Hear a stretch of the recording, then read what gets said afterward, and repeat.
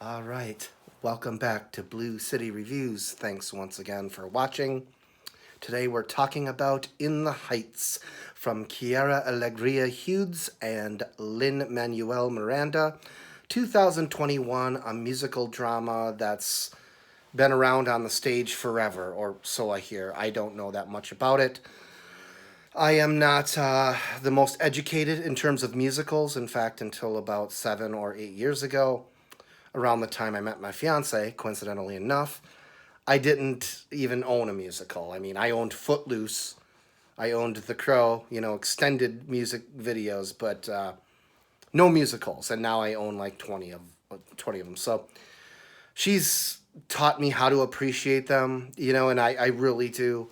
It's important to appreciate as many different types of cinema as you can, because otherwise you're just stuck in your little box, right? But let me just cut to the chase by saying that I loved this movie.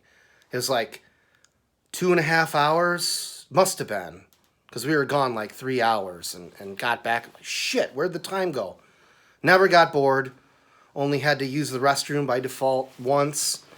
The music is phenomenal. The costumes, the colors, the choreography, just absolutely lush and lively and happening. It's hard to look away from this thing, man. The performances uniformly superb. I feel like I should name the cast, but if I left someone out, I just feel terrible. But there are so many fantastic performances here by old and young performers alike. Wow. There is a dance number here. This is spoiler free, but there's a dance number here on the side of a building that is one of my favorite musical slash dance numbers of all time. I mean, it's a genuinely gorgeous and astonishing sequence. I just sat there like, oh, wow, that's fucking beautiful. Yeah, I loved this movie. This one gets a big jolly thumbs up from me. Now, there's a little bit of controversy going on, like a little bit of controversy going on, which I don't know that much about. I mean, I know a little, but I'm not going to address that because my that's not what my channel is about. I didn't get into movies to end up on endless jury duty, and I don't expect my viewers to either. And I don't know enough about the history of the play, obviously, to comment on it. I mean, maybe some of this anger is justified, maybe it's not. I can't say, but I do know filmmaking, and this is a work of pure passion and love. The end product is solid. It is too bad this did not do better at the box office. Um, I think that's simply because it was maybe a little bit too jovial for the times, right? There's a reason Quiet Place 2 beat this out in its third weekend. It's because A Quiet Place is where we're at, right? We're scared. We're wearing masks. We've got our boundaries up. So a lot of us don't want to be around each other. So it's easy to, I mean, a lot of people are just fighting for their lives. So for me, it's easy to see why A Quiet Place is all the rage right now. I mean, this is a movie about an area in Washington Heights and a Dominican neighborhood and the families that sort of exist there and interact with each other and all of their drama and romances and struggles, financial and emotionally, and it's powerful stuff, man. But I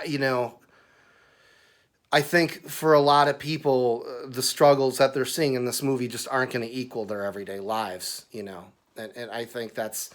I mean, the young lad who can't go to college, and the reason for that is horrendous. And obviously, the people in this neighborhood have problems a lot of us can't understand. But a large part of the world is kind of a. We're all trying to keep our restaurants open. You know what I mean? We're all trying to keep our kids educated and fed. We're all trying to keep the lights on. For younger audiences who, are the ones who are really going to make or break this movie to a large extent, A Quiet Place 2 might sadly be more relatable, because a lot of the stuff in this is just like, everyday life. It's too bad. It's too bad that COVID is an asshole, because I really think COVID hurt this movie's chances. And I do think, however, that movies this good do not fade. I think that movies this good find a life. I think this will find a life on streaming. I think it will find a life on Blu-ray.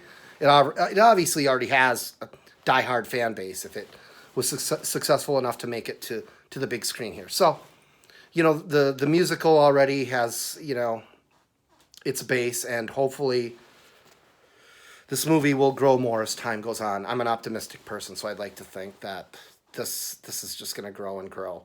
Lots of movies don't find their audience until, sometimes 5, 10 years later. So, In the Heights, I loved every minute of it. Highly recommended. I think there's still a week or two on HBO Max before they yank it. So if you have Max and you haven't watched it, get on it. Still in theaters as well.